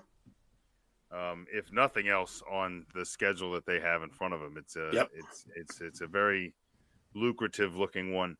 And then my wild card 3, I have the reason I was on the fence earlier with the Green Bay, Washington. Because you didn't want EJ to be alone?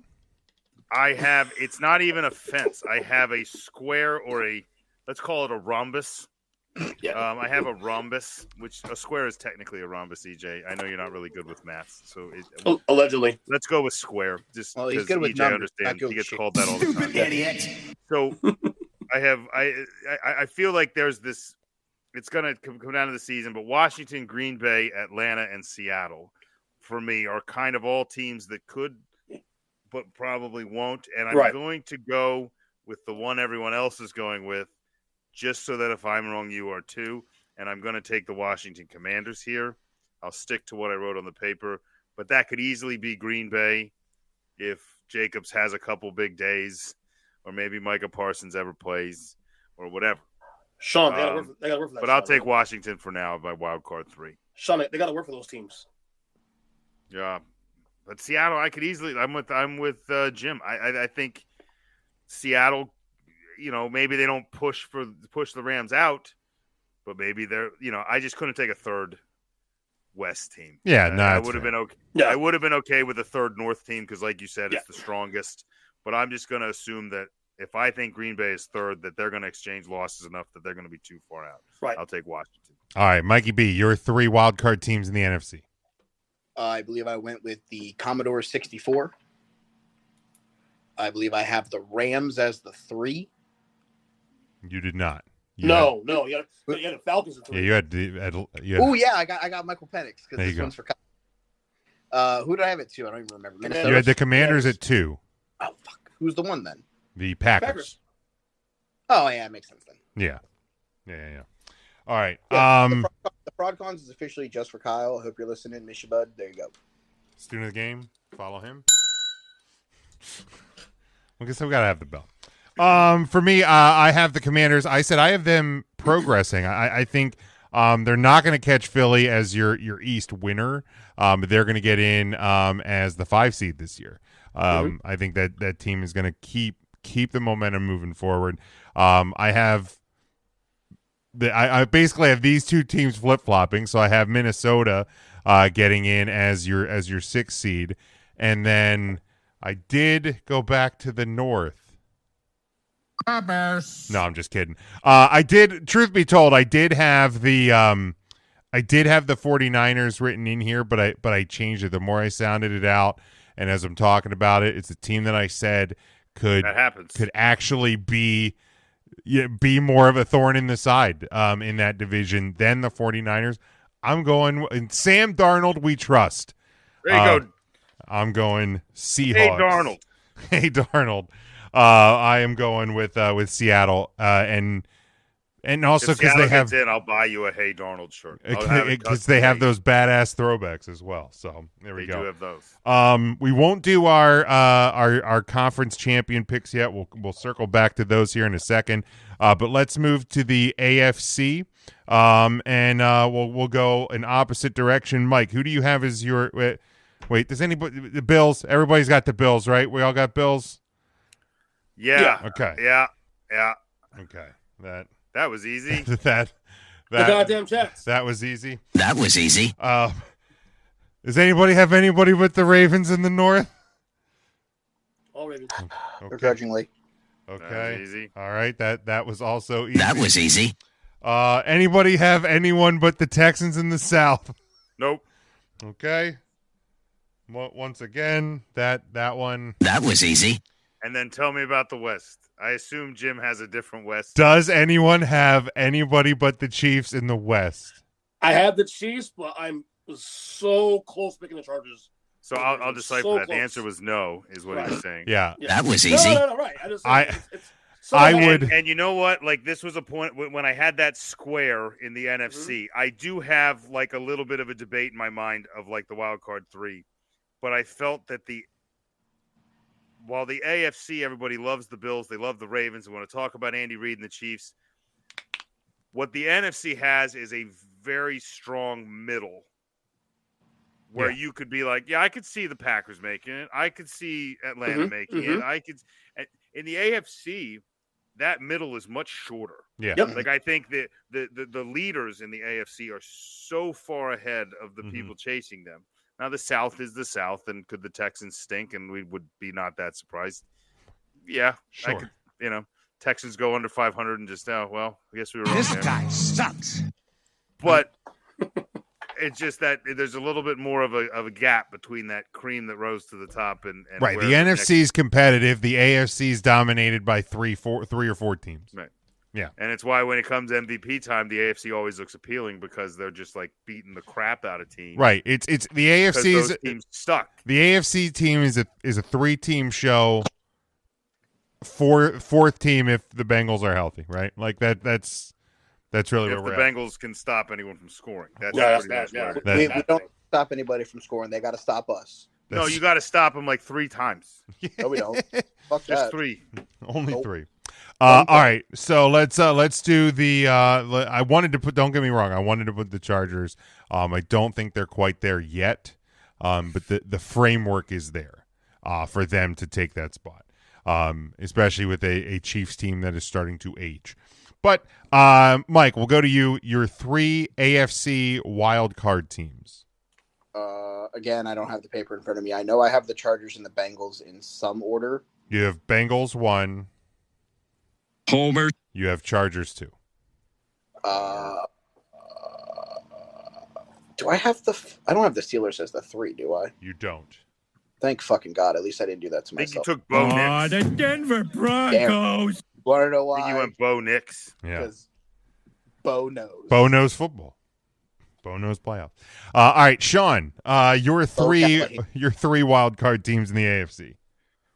Well, I think there's not as much of a middle, but there is a middle, and I think that it's a top heavy middle, and I think the Chargers are the next best.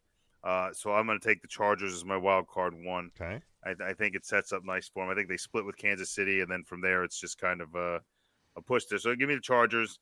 I also have the Bengals.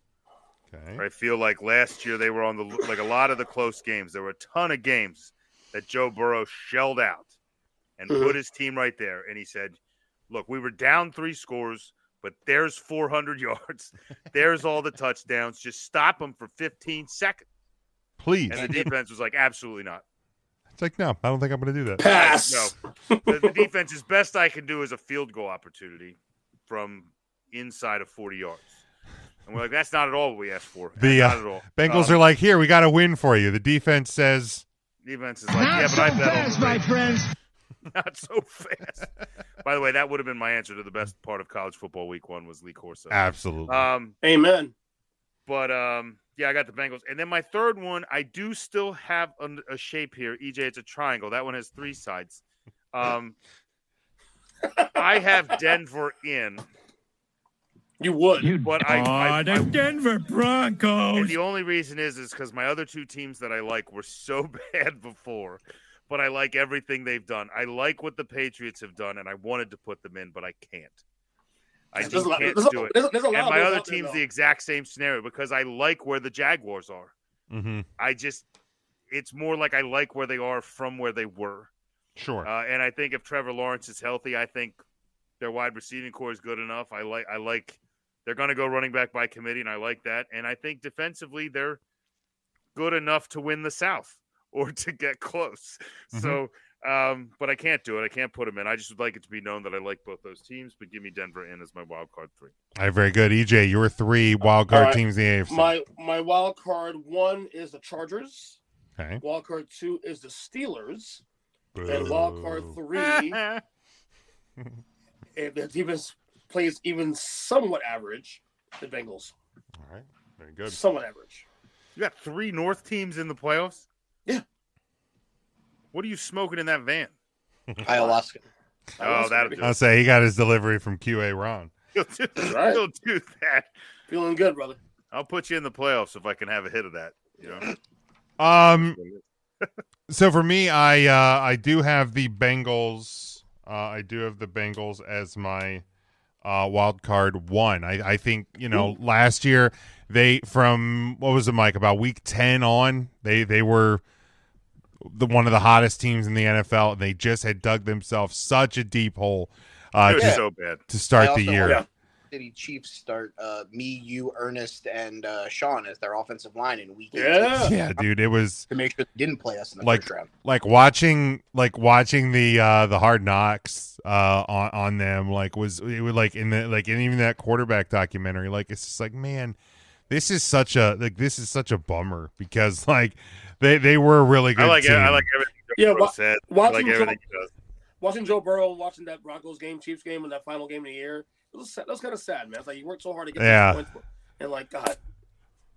Yeah, it's like what you say. We're like, well, the beginning as loss early in the year isn't the end of the world, but several of them are. You're in a lot of trouble. You just got to dig your ass out, and you mentioned it, quite do it. Aside from the loss to the Eagles, that ballooned late in that game, they didn't get the right side of 1-score games the entire season. They were just every time something missed, because they could have had the Ravens, but their kicker decided to miss an easy field goal. Yeah, they could have had and then the Ravens hit a very difficult one. There was just a lot of game where they can't do it, but they can. The Ravens lost. The Patriots lost. The Ravens lost twice. The Commanders lost. There's one of those. Yeah, just get one of those wins. One of those games they were in. Yeah. Just so I think the Bengals are going to be much improved. They're going to be back to being more what we expect them to be. I get to see more of those white unis. I'm on. Love board. them. What a dope. Love them. Speaking of great unis, my Chargers are going to be my wild card 2. And I think it's just going to you're going to have a loss here, a loss there. There's a lot of youth on this team that's going to require some learning experiences. So they will they will not grab the wild card 1. And I do have another team coming out of the West. The Denver Broncos. So really, as far as I go, there's only 2 teams, one in each conference that are new in the playoff field. So, all right, let's go to the champions of each conference. EJ, who is your NFC champ and who is your AFC champ? Bye, Mike. I got to check out real quick my lock of the year. Joe Burrow will lead the league in passing and break the passing record. I can see that. We got our all right. The odds are good because I traded him in my dynasty league. I got Bijan, so let's not overreact. There you go. All right, EJ, NFC champ, AFC champ. All right, it's based on what I picked last year. I'm doing it one more time. AFC champ, the Ravens. AFC champ, the Eagles. That worked out well for one of you for one of those last year. Sean, you're AFC champ, you're NFC champ. Well, my NFC champ is obvious because I think we're just the best team. Homer. Okay, look, you can homer that all you want, but I can tell you this. He's right. The NFL voted amongst themselves for the 100 best players in the league, and 10% of them are in the starting 22 for the Philadelphia Eagles. He's right. At least, I'm sorry. Like it, and there's some that when you get in the bottom half, you're like, well, this guy on the Eagles is better than that. But I think people just didn't want to vote. But the Eagles the roster's so deep, and it's a good time to be on board. That doesn't mean I want all you non-fans. Just do not jump. I see a lot of Eagles shirts down here that I'm just like, you weren't here last year. Where'd you come from? and they're like, actually, I want a big bet on the Philadelphia Eagles. I retired here. Like, okay, that makes sense. Sean's like, Get your mouth shut. Fuck you, Howie Roseman. Either way, give me the Birds. And then Joe Buck I feel like last year I was battling between Bills, Ravens, and then was like, nah, it's gonna be the Chiefs. Right. And then I just kind of went with them. I'll go with one of the Bills or Ravens this year. I'll pull the trigger. I'm gonna take the Bills. Ooh. And I'm gonna take the Bills because I think they're gonna listen to the podcast. They're gonna go, you know what? We don't have a wide receiver. They're gonna go get one mid-year. And I don't know how to explain why I think that. Well, they signed Gabe Davis today, Sean. You saw that today? Yeah, I saw that. Welcome back. And bringing him. All right, Khalil Shakir Part 2. Awesome, great. Bringing him back. Mike, I still think like if I'm going best roster versus best roster, it's the Eagles Ravens. I'm with EJ. I think the best roster. I think the Ravens are probably just as balanced, if not more so, than the Philadelphia Eagles. They just lack a few stars in some key places. But it's so good. Give me Eagles, Bills though, because they're going to push the Josh Allen talk, and it's going to make a really fun Super Bowl week. So give me Eagles, Bills in the Super Bowl. All right, Mike has the Eagles out of the NFC. He has Homer. He has the Bengals out of the AFC. Does he? When I checked it No, earlier. I saw Bills on here. Hold on. Yeah, there's the Bills here. Oh, that must have been updated. Okay. Yeah. Well, then somebody else is going to tell me who his Super Bowl. Take it back. Somebody else is going to tell me who his Super Bowl champion Take it back. He has Eagles, Bills as well. Yes. Okay, so Eagles, Bills. My apologies. Pull those back. Devin has the Bills and the Lions winning. I like that. You, Devin. Good job, Devin. You're right. I have the Baltimore Ravens. We are Hardball House. Not the right Hardball is going to win it, but the AFC this year. But we'll get there. We'll get there with Big Jimbo. So Ravens out of the AFC. And I have my Detroit Lions out of the NFC. So give me finally getting that right. And then, all right, Super Bowl champions. Sean, I'm sure I know the answer, but who is your Super Bowl champion this year? First of all, I would like to change my vote. I no longer want the Bills. I'd like the Ravens to be in. You want the Ravens? All right. You got it. I'm thinking about it, and I'm like, everything I'm saying, and the reason I'm picking the Eagles is not just being the Ravens are the right team for me to pick then. So give me the Battle of the Birds, and the right Birds take over. America, 76, back-to-back, because nothing would be greater than stopping a three-peat. Homer. Yourself.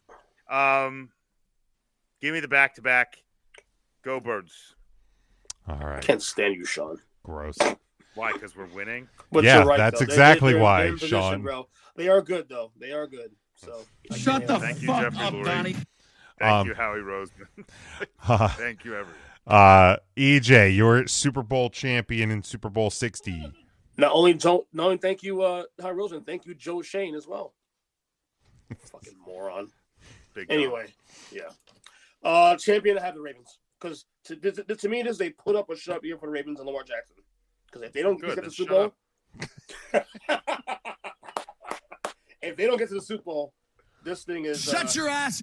Maybe I don't say it'll blow up, but I think they will make some big changes here. Coaching, possibly. Certainly could be. So I'll go to Ravens. Good job. Yeah, we are still going. Thank you. Yeah.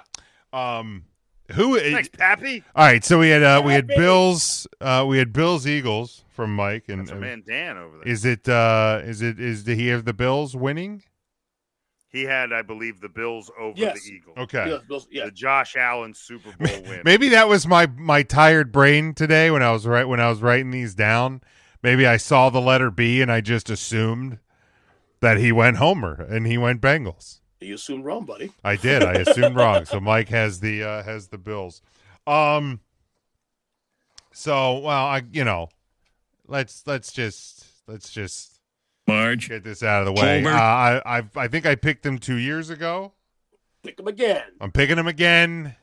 This is the time I get it right. Detroit Lions, Super Bowl 60. I like it. You're welcome, Detroit. You're welcome. All right. So you're welcome. So if they don't go again, you're the jinx. Good job. Yeah. So what can you're welcome, or I'm sorry. One of the two. That's got to be on the soundboard going forward. By the way, of course it is. What this? You're welcome. Yeah. It's like it's things I say to my wife. You know, it's either you're welcome or I'm sorry. Happy asks a good question. Do we know happy the wife, happy life, buddy? Just we got a question. It says, "Do we know the color scheme for the Super Bowl logo?" So they had released one when they first made the announcement. I'll see if I can pull it up, but they always tweak it before this season. So the one they had released, is LX this year. Is it LX? It's LX. It's Super Bowl 60. So when they had released when they had announced the game, if I can find a logo that's formatted well, they had gone with this. Here we go. Golden Gate Bridge, redwood trees. Oh, there's colors galore on this thing.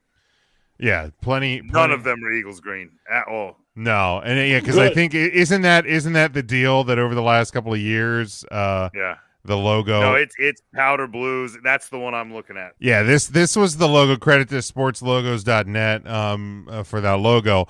But I think over the last couple of years they've released the logo and then it gets tweaked. So I don't know if this will change, but yeah, if you're looking for teams, the only other one I can find is like all blue. It's like looking through a window. And I think that's like a generic edit. I don't think that one's legit. So this is the official one that was released at the end of last year. So if you're looking for color cues, again, that's the big rumor, right? That the colors give away. Well, the pink and the blue blend together to make purple. That's the Ravens. Yeah, so yeah, if you look kind of in the trees, there's kind of a purplish tone. I see some orange in there, so you could have the Bengals. The blue and the pink could be an off red, could be the Bills. Could be the Bills. You have a yellow, could be the Packers. Or the Steelers. Or the Steelers. If the Steelers make the Super Bowl, I walk away. The yellow could also be the Superchargers. That could be blue and yellow. You have the light blue, the sky blue that looks like the powder blue of the Chargers. Could also be the Lions. There's obviously a lot of teams that wear blue. White. So your Super Bowl MVP could be white. There you go. You have the green. That green, granted, is a not exactly the midnight green, but the Eagles do wear the Kelly greens. We do wear green. So then you could obviously be the Packers as well. So maybe some. I'm seeing Jaguars galore in this logo. There you go. Yeah, the Jags are going to make it. Yeah. Maybe student of the game Kyle Nash will get to go cover the Super Bowl. Cover the Super Bowl there for the Duval. Get us all on press row there. Just get us all down there for the Duval dives out there. Santa Clara this year. Santa Clara. So let's do Duval dive. So yeah, we will see if that tweaks at all. But there's your color cues, just in case. I think they purposefully tried to remove all league colors. Because they probably got tired of the rumors of the fix being done. All right, last two predictions for the season. Who will be your league MVP this year, Sean? League MVP. A part of my brain went kind of where James's mind was on Detroit, and I would love to say my strong 1B is gross. We don't do that. Jared Goff.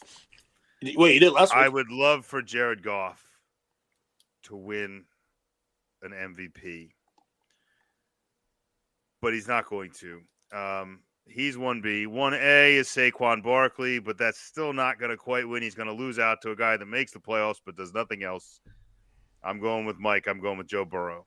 Ooh, okay. I don't know that he'll set a passing record. I don't know anything else. I do know that he should have won MVP last year, but didn't have the wins to go with it. And I think he makes the playoffs. Even as a wild card, he's going to do the same thing this year and win. All right, very good. EJ. I got Lamar Jackson winning straight MVP. Yeah, I mean they're my eventual AFC champion, and I think if they're going to be that good, they're going to put themselves division winner. Or they just Derrick Henry. If he breaks the 2,000 mark, and they're just like, "Yep, that's our guy." If Derrick Henry wins the MVP after what Saquon did last year, like Philadelphia will riot. Because Saquon should have been the MVP. Unless he rushes for like more yards. Right, but even still, let's not forget he was like what 6 yards shy of 2,000 last year. Right, but even still, Philly. Look, if you don't hurdle someone backwards, you don't get to win the MVP because we didn't. Well, because I was gonna say, even if you do, you don't get to.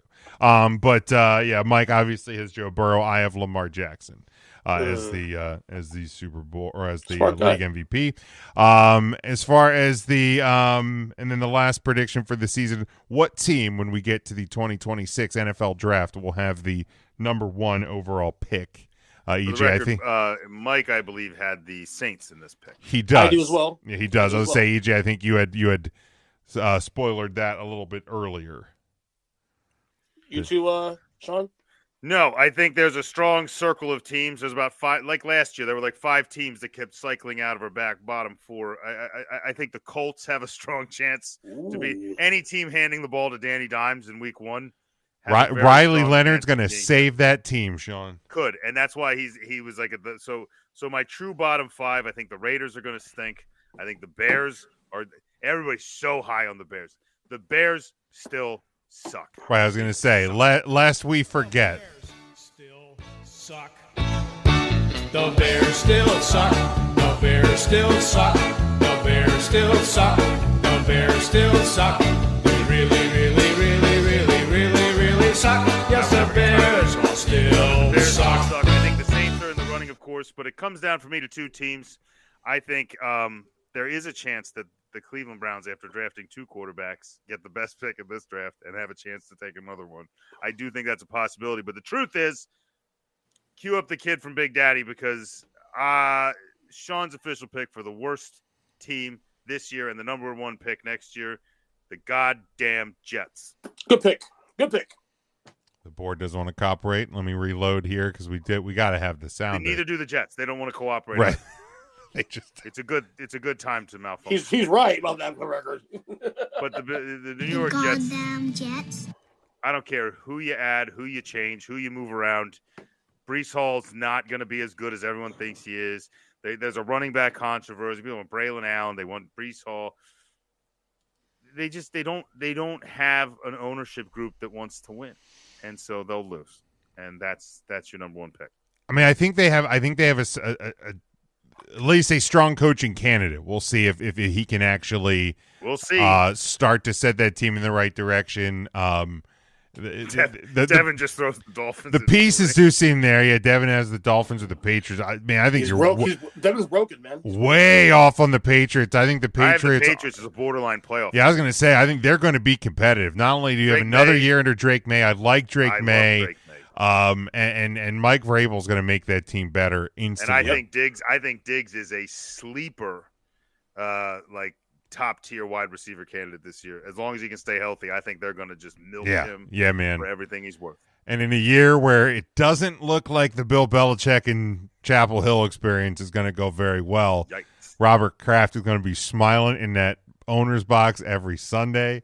Get ready to hear about it.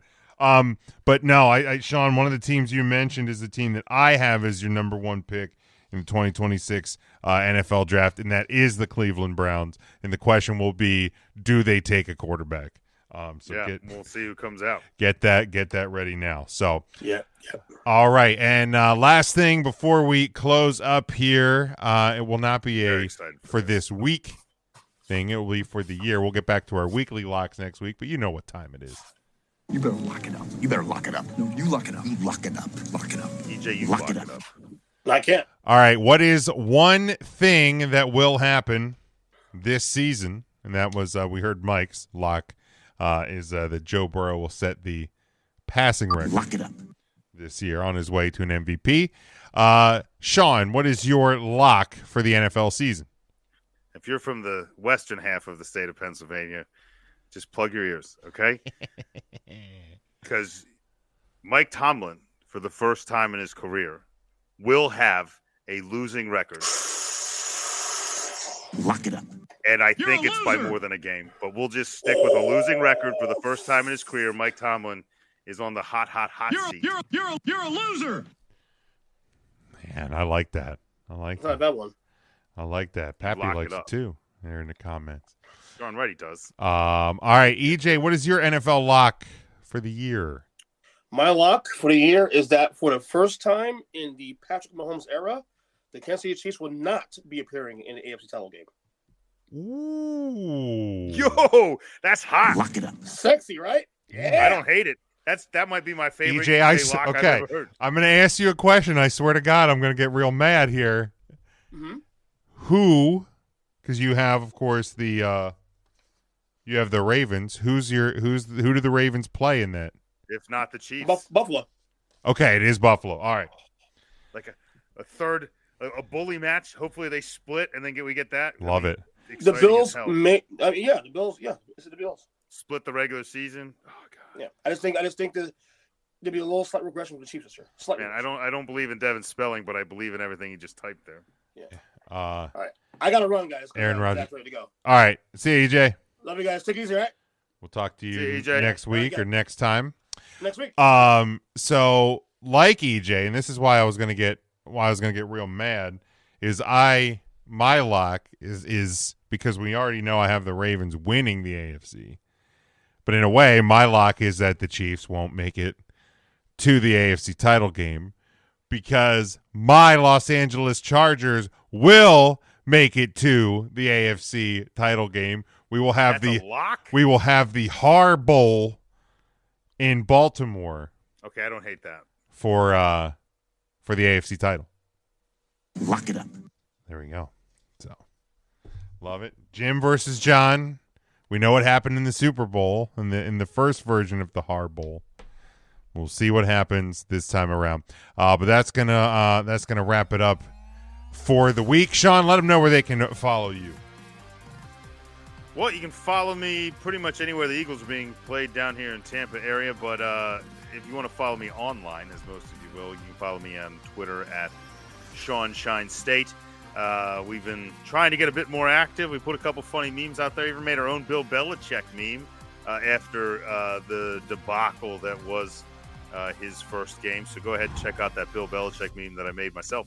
And otherwise, just go Birds, I guess. There you go. You can get me at Big Jim Sports on Blue Sky and on Twitter. You can get everybody else's Twitters in our bio and in the episode description. So you can follow everybody there. Hit our link tree in our social medias. That'll get you everywhere Huddle Up related. But I want to remind everybody that you can get us on Facebook, Blue Sky, Twitter, and TikTok. We're at Huddle Up Podcast.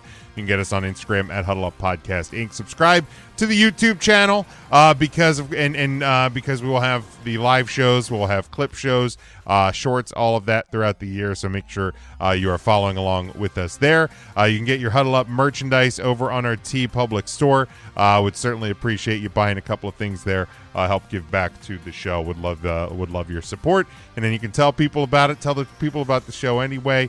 But thanks everybody for playing along, listening in. Always love your support, and we'll be back here next Tuesday night live talking about our thoughts from the weekend that was, looking ahead to the big games next week. So until next time, enjoy the return of the National Football League. Stay safe, stay smart, and as always, go for the win.